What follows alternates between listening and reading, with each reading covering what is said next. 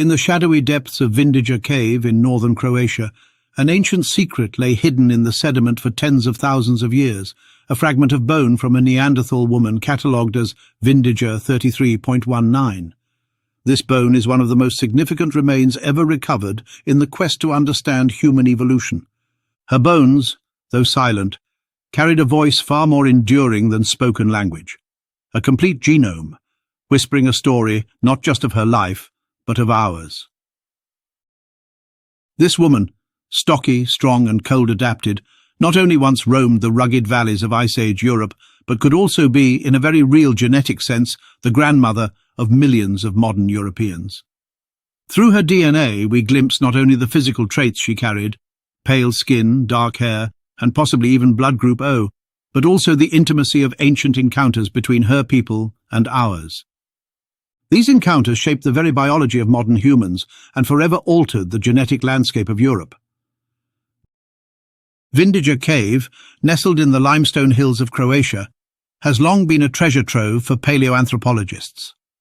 Excavations in the 1970s and 1980s revealed a range of Neanderthal fossils, but it was only with the advent of advanced genomic sequencing techniques in the early 21st century that the true importance of one of these specimens, Vindija 33.19, was realized.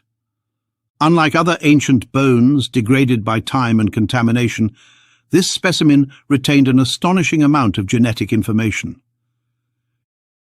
Researchers from the Max Planck Institute published a high-coverage genome extracted from her bone, making Vindija 33.19 only the second Neanderthal individual after the Altai Neanderthal to be sequenced at such precision. But Vindija 33.19 was more than just well-preserved. She was closer to us. Genetically, she was more similar to the Neanderthals who interbred with modern humans than the Altai Neanderthal was, making her the best candidate yet for tracing how Neanderthal DNA became part of our own. So who was the Vindija woman, really?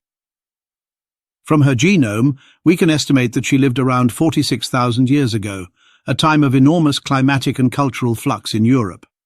This was the very cusp of the so-called Great Encounter, when modern Homo sapiens, fresh from their journey across Eurasia, met the long-established Neanderthals. Unlike the Neanderthals of earlier times, Vindija 33.19 and her kin were part of one of the last surviving Neanderthal populations. Her DNA suggests she lived close in time and space to these crucial interbreeding events. When early Homo sapiens groups migrated into Europe, they did not simply replace the Neanderthals overnight. Instead, they met, lived alongside, and in some cases mated with them. Vindija woman's genome provides direct evidence that some of her relatives, or perhaps Vindija herself, contributed genes to modern human populations. Among the most significant Neanderthal contributions passed down to modern humans involve pigmentation genes.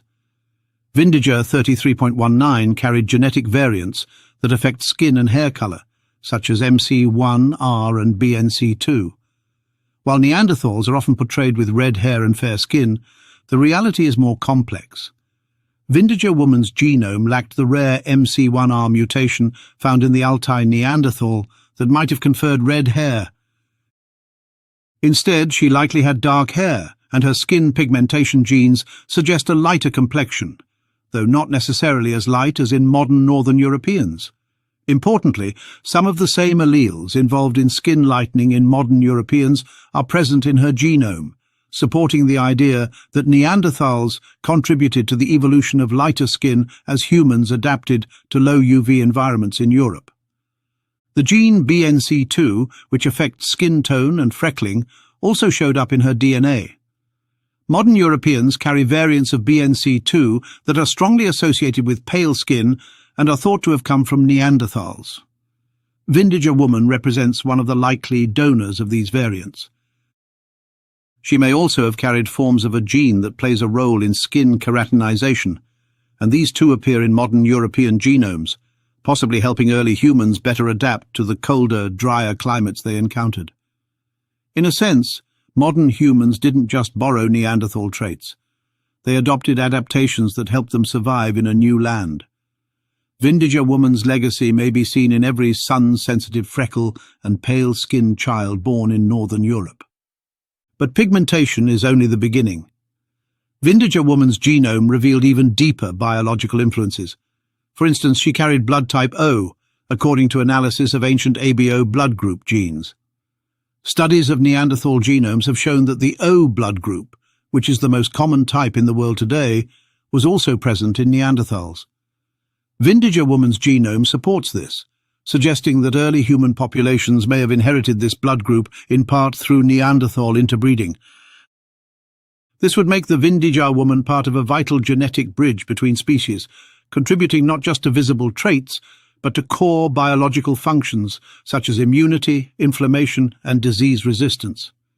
One of the most surprising insights from Vindija woman's DNA is how much more closely related she is to the Neanderthals, who mixed with modern humans, than the previously sequenced Altai Neanderthal from Siberia.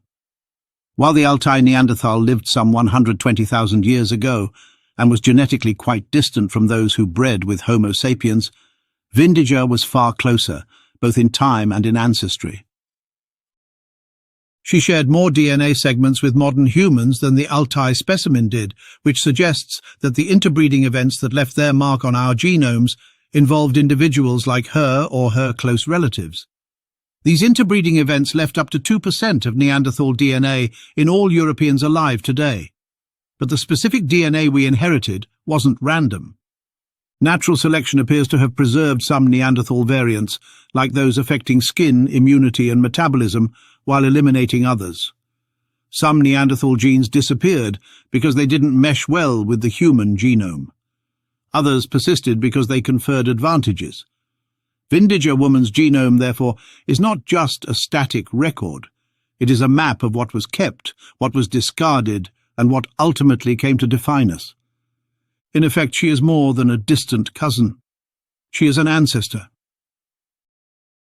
When you consider the chronology, the possibility becomes even more plausible.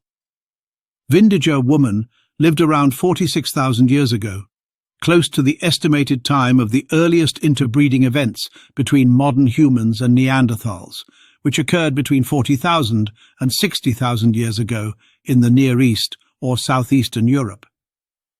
Vindija Cave lies well within the region where early Homo sapiens were first establishing a foothold in Europe, and its Neanderthal occupants were among the last known populations in the region before their eventual disappearance. This timing places the Vindija woman at a crossroads in history, a pivotal genetic node where two human lineages touched, however briefly, and were never quite the same again. Yet there's something haunting and profound about this connection.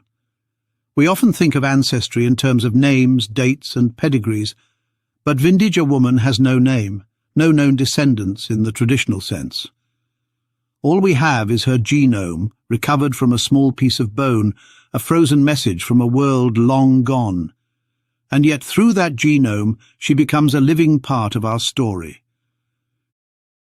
If you are of European descent, a fraction of your genome, perhaps a sequence near the BNC2 gene or a variant of a toll-like receptor that shapes your immune response, may have come directly from her or from someone very much like her.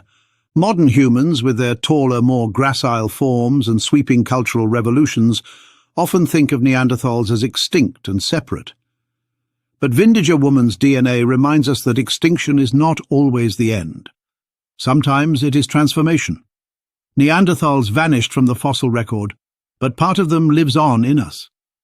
The Vindija woman may never have known what the future held, but her biological legacy pulses in the veins of billions. She is, in a sense, not just a symbol of the past, but a participant in the ongoing experiment of what it means to be human. We can even speculate about her appearance. The Vindija woman may have had broad facial features, a prominent brow ridge, and strong musculature, classic Neanderthal traits. Yet the pigmentation genes suggest a lighter skin tone and dark hair. This mixture of archaic and modern traits mirrors the genetic reality we see in her DNA. Not a caricature of a brutish cave dweller, but a human being with complexity and nuance. Her physicality was shaped by survival in cold Ice Age forests and rocky caves, but her genes were capable of flowing into another species and changing it forever. Her world, too, was changing. The last Neanderthals lived in dwindling bands across Europe, adapting to cold climates and shifting environments. At the same time, modern humans were arriving with different tools, different strategies, and new cultural networks. The two species met, and from this contact came the spark of new possibilities. Vindija woman stands at that interface. She is the embattled survivor of a vanishing world and the unexpected matriarch of a new one. Her genome also offers insight into Neanderthal population structure. While the Altai Neanderthal was inbred, possibly the offspring of close relatives, Vindija woman's genome showed signs of more diverse ancestry, indicating that some Neanderthal groups were more outbred and interconnected than previously thought. This also suggests that Neanderthal populations were not uniform. Some were isolated and in decline, others were still mobile and viable. Vindija woman's group may have had enough genetic health to contribute meaningfully to interbreeding with Homo sapiens. Perhaps the most compelling aspect of Vindija woman's story is not simply what she tells us about the past, but what she forces us to reconsider about ourselves. The line between species, the notion of purity in human ancestry, even the idea of extinction, all are blurred by her DNA. She and her people were never entirely gone. They were absorbed, reshaped, and reimagined in our own bodies.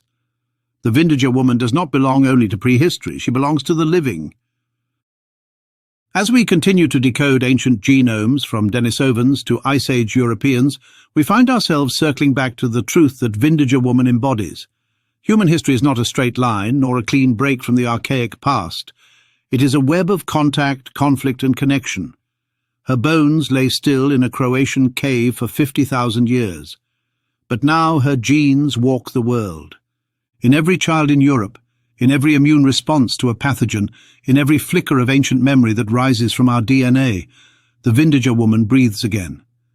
She may have lived and died without a name, but we remember her, not as a fossil, but as family. The Vindija Cave Neanderthal woman stands as a cornerstone in paleoanthropology, offering profound insights into Neanderthal biology, genetics, and their interactions with early modern humans. Thanks for watching. Have a nice day.